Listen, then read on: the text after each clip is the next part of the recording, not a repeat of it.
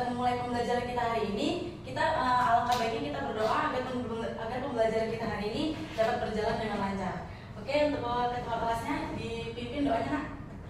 Sebelum kita mulai pembelajaran pada hari ini, alangkah baiknya kita berdoa menurut agama dan kepercayaan kita masing-masing. Berdoa dimulai. Berdoa selesai. Nah, baik.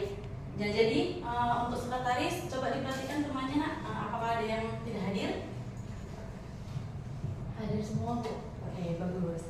Nah, sebelum kita memulai materi kita yaitu memahami teori asam dan basa, sebelumnya Ibu ingin bertanya ini kepada kalian untuk mengingat pembelajaran sebelumnya. Nah, kira-kira siapa yang bisa menyebutkan sifat dari asam dan basa dan apakah contoh dalam kehidupan sehari-hari yang kalian pahami? Ada yang bisa? Saya, Bu. Oke, pada Najwa. Saya akan menyebutkan sifat asam saja, Bu. Sifat asam yang pertama itu tentunya rasanya masam, terus pH-nya lebih kecil dari 7, dan itu dia bisa merubah warna kertas lakmus dari semula warna biru menjadi warna merah.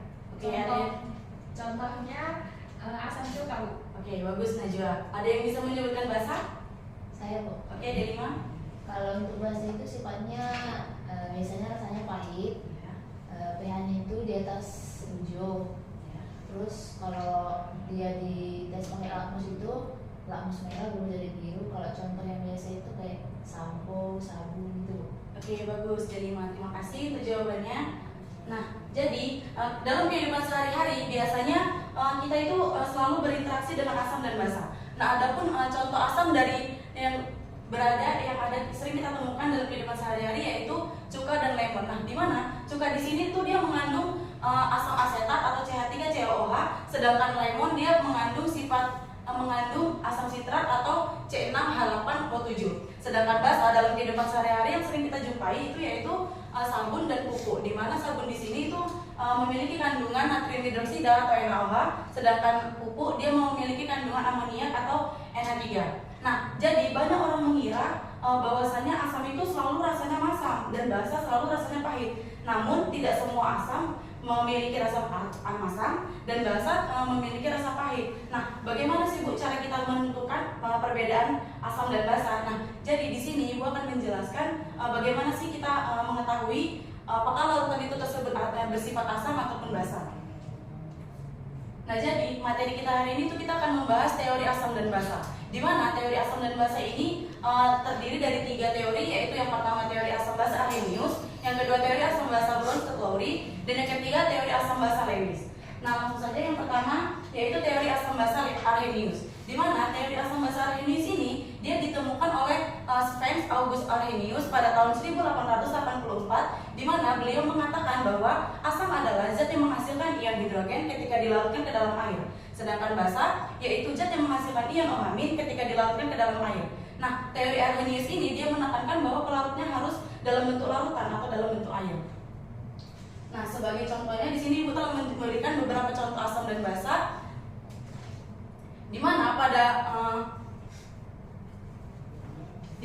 contoh asam di sini ada HCl, di mana HCl ketika dilarutkan ke dalam air dia akan menghasilkan ion H+ dan ion Cl-. Kemudian pada H2SO4 ketika dilarutkan ke dalam air dia akan menghasilkan ion 2H+ dan ion SO4 2-. Nah, yang ketiga yaitu ion H3PO4 yang ketika direaksikan dengan air dia akan menghasilkan ion 3H+ dan ion PO4 3-. Nah, pada contoh basa ketika NaOH dilarutkan ke dalam air dia akan melepaskan ion Na+ dan ion OH-. Pada Ca3OH2 kali di sini ketika direaksikan ke dalam air dia akan menghasilkan ion Ca2+ dan ion 2OH-.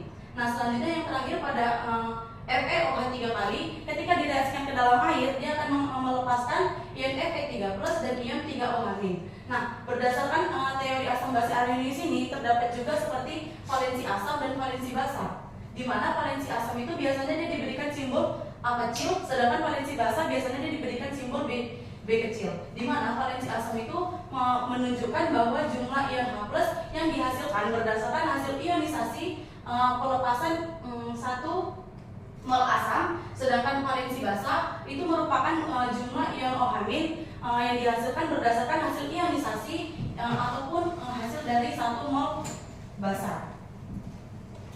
Nah, dapat kita lihat di sini HCl dia akan ketika dilarutkan ke dalam air, dia akan menghasilkan H+, ion H+. Jadi ion H+ itu kan dia memiliki koefisien 1. Nah, karena dia memiliki koefisien 1, maka satunya itu tidak ditulis. Jadi HCl ini karena dia valensi asamnya 1, jadi dapat dituliskan HCl A sama dengan 1. Dan pada H2SO4 ketika direaksikan ke dalam air,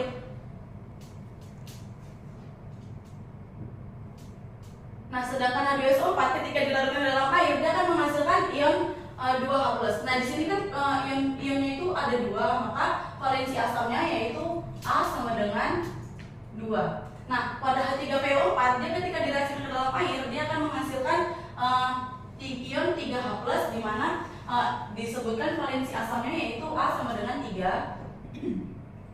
Nah, sedangkan basa sama seperti yang asam juga, NaOH ketika direaksikan ke dalam air, dia akan melepaskan ion OH-. Nah, di sini kan juga memiliki koefisien 1, karena dia 1 jadi tidak dituliskan, maka valensi basanya yaitu B sama dengan 1. Nah, selanjutnya pada CaOH 2 kali itu jika direaksikan dalam air, dia akan melepaskan ion 2OH-. Nah, di sini kan koefisiennya 2, maka valensi basanya B sama dengan 2. Nah, begitu juga dengan MeOH 3 kali ketika direaksikan dalam air, dia akan melepaskan ion 3OH-. Karena dia memiliki koefisien 3, maka valensi basanya yaitu B sama dengan 3. Nah, di sini kita beri penamaannya atau dapat disebutkan ketika valensi asam itu sama dengan 1 disebut dengan apa, ada yang tahu? Nah, jadi valensi asam yang jumlahnya 1 itu disebut, kalau 1 monoprotik untuk basa asam. Nah, kalau dia jumlah valensi asamnya 2 itu disebut, kalau 1 mono, kalau 2 di. Nah, jadi diprotik. Oke, bagus. Nah, untuk valensi asam yang 3, kalau dia 3 berarti tri. Jadi triprotik. Oke, bagus.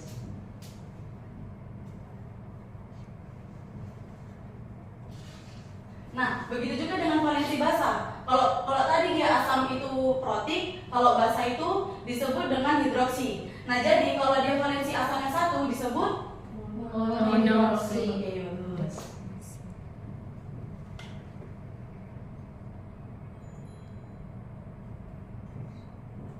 Nah, kalau dia valensi basanya 2 dihidroksi.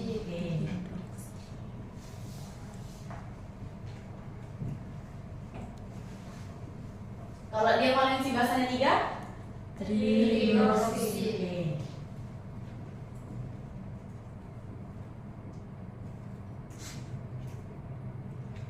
Nah, apakah anak-anak sudah paham mengenai teori asam basa Arrhenius?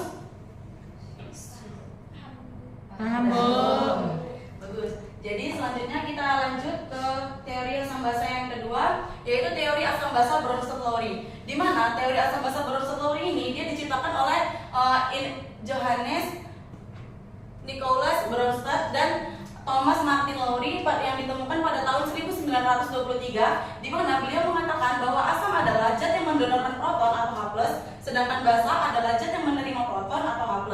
Nah, jadi teori asam basa Bronsted-Lowry ini muncul sebagai penyempurna dari teori sebelumnya, yaitu teori Arrhenius, karena tidak terbatas pada lautan air dan lebih menekankan pada proses perpindahan proton dalam suatu reaksi.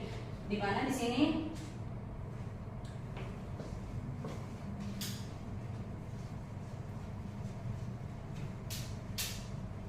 nah, dapat kita lihat di sini asam itu kan tadi merupakan pendonor proton atau H+.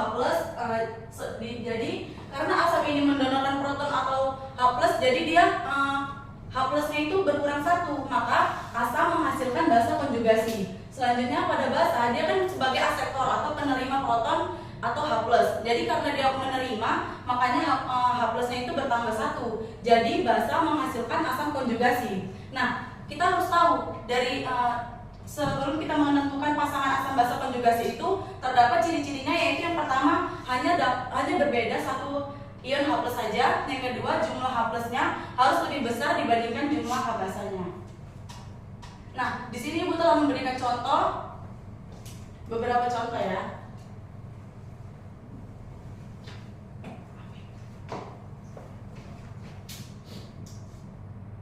HCl ditambah H2O setimbang Cl- ditambah H3O, H3O plus. Nah, jadi dapat kita lihat di sini. Nah, tadi kan ciri dari pasangan asam basa konjugasi itu dia hanya berbeda satu H plus saja. Nah, jadi HCl itu kita pasangkan dengan Cl. Nah, dan H2O kita pasangkan dengan H2O. Nah,